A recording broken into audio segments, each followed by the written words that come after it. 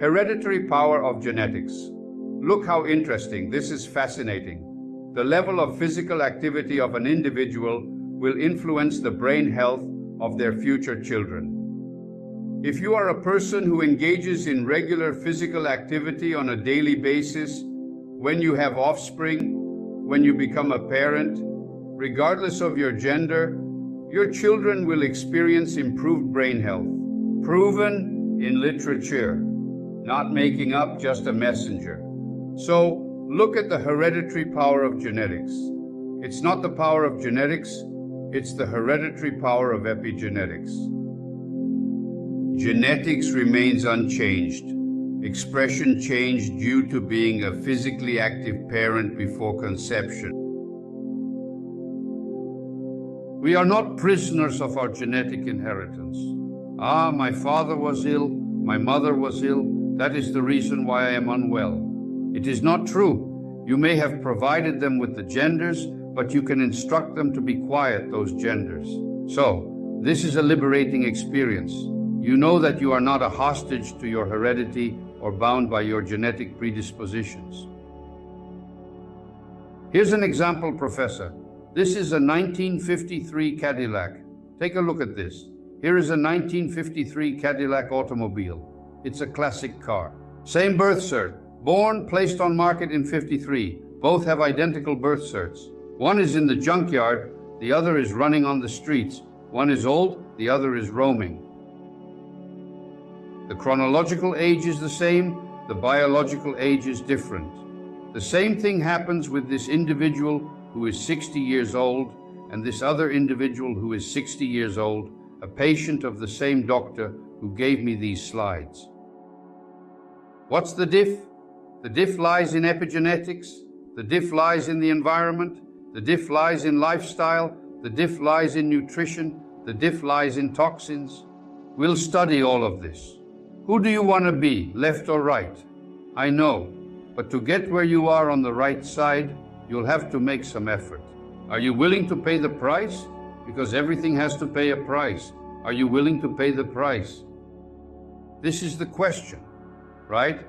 The greatest enemy of knowledge is not ignorance, but the illusion of knowledge. So, little knowledge is very dangerous. The person thinks they already know. So I hope this course will shake you up and you will not only learn new things, but also learn to question what you read. Question this course. Question the information I am bringing to you. A point of view is changed not through argumentation, but through observation. You let me watch, and you'll see it's not wood or an alligator, so it's best for you not to go in for water. Observation is essential. We have to learn to observe the environment, learn to observe the manifestation of health or illness in our body. However, that is nothing, and release it, and release it. Observation of relevance. Interesting. Reason with me. Let's see conclusion you will come to. In 1900, 75% people worked outdoors. In the year 2000, a total of 10% of individuals were employed in outdoor work environments, according to available data. In 1900, when almost everyone stayed in the sun, there was no skin cancer. There was no skin cancer in the year 1900. In the year 2000, only 10% of the population worked outdoors. The most frequent form of cancer is skin cancer. Let's reason at this location. If in 1900 almost everyone stayed in the sun, in 2010 almost no one stays in the sun, and in 1900 there was no skin cancer, in 2010 it is the most common cancer, will you tell me that the sun is responsible? Do you not think there is something else there? How do you explain that? I am showing you right now. How do you explain this? Right? Is the sun the sole factor responsible for the increase in skin cancer incidence, or is there something else happening that we need to consider? I am making you become an observer. You do not have to be a genius to comprehend this, analyze, and express your thoughts. There is something else happening. It's not just the sun. In 1900, people would stay in the sun all day long and there was no skin cancer. In 2010, few stay in the sun. Your car is in the garage, you get in, go to your office, Come back. No more time. Avoid the sun. Will you blame the sun now for this situation? So it is a strange thing, is it not? There is something else happening. Remember that once the grape is ripe, it never turns green again. What do I mean by this? I'm using a metaphor here. An open mind to a compelling idea, I am presenting several here for you, never returns to be the same. So after this course, you will change your way of thinking. You'll never be the same. This is why I made this course for you. But you'll need to watch it more than once. Due to the abundance of information, extensive paradigm shift, one perspective is insufficient. No. Okay? So once again, I will remind you that a falsehood is similar to a parachute in its impact. It only functions when open. Therefore, I kindly request you to maintain an open mindset. What matters is not the level of health you feel presently, but the level of health you will experience throughout the years to come. I want to know the following from you. Are you feeling good today, right? And in 10 years? And what about 15? And what about 20? Only you will decide, because without proper maintenance, the car ages. There comes a time when you must buy another one. The body ages. What measures can I take to keep this body in good condition over the next decade and beyond? Right? How healthy can you truly be? Because sometimes you're thinking you're healthy, but when compared to whom do you measure up? With another ill? When compared to the weakest, you're stronger. Now compared to more agile, you're weaker. Everything is relative. What people call me normal is not necessarily normal. I recall when the cardiologist acting operated on a 10-year-old with intraventricular communication, living in the countryside, unknown murmur. I would ask about physical limitations. None. The boy was scheduled for surgery. He closed the hole in his heart, then he'd return. 3 months later, he came back to work. What's up? Oh, doc, I had a physical limitation. Now I know it's normal. Some people have been sick since birth. You're eating the wrong food. You've been fed wrong from the start.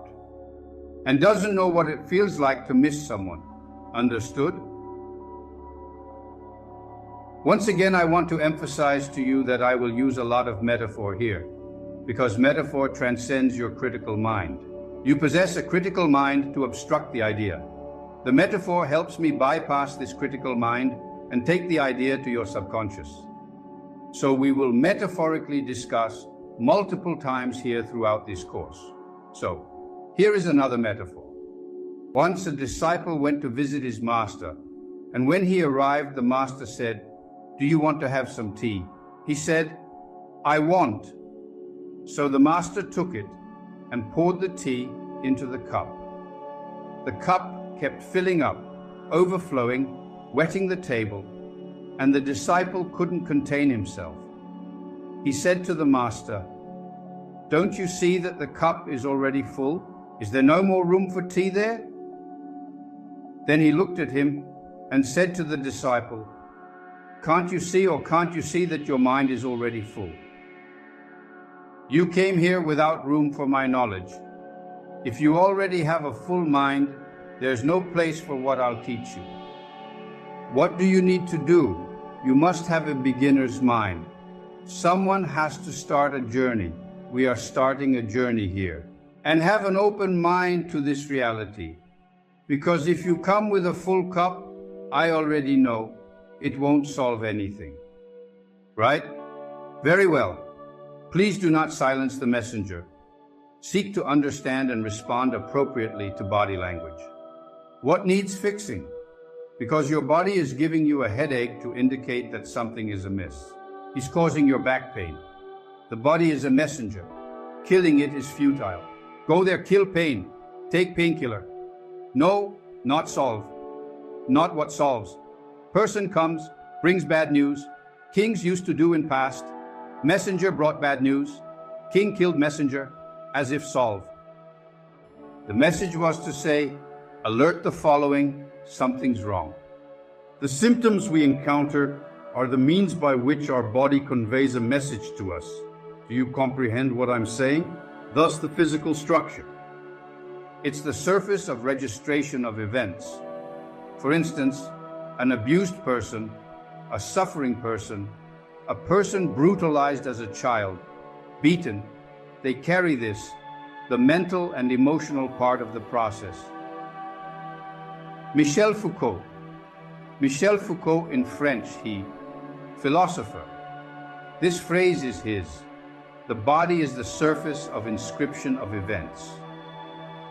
Let's go for another metaphor.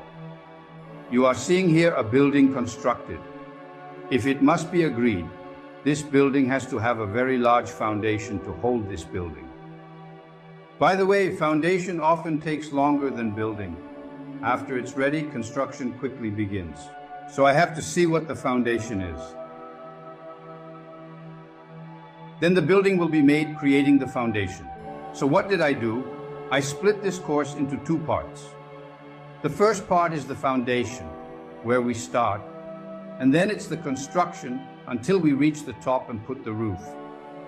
We currently have the foundation and walls in place, and the roof will be added once the construction process is complete. So this is the image we're going to have, right? So this is the image. Look there at the image. It's the base, it's the foundation, and it's the building. The foundation, I'll have three components in this foundation. I will have detoxification, I will have immunity, and I will have hormonal balance. That's the foundation I'll start with. I'll have a dextrophysication class, an immunity class, a hormonal balance class. After this foundation is finished, we will then begin constructing the building. The base is present. She's made of detoxification, she's made of immunity, and she's made of hormonal balance. We'll work on these three first. Do the detox first, then explain about immunity, then about hormonal balance. With this foundation established, we will then begin constructing the structure. That was the opening. So I want to leave this slide with you so you can remember that we're going from there, right? It was an introduction for you to get an idea of what is to come, okay?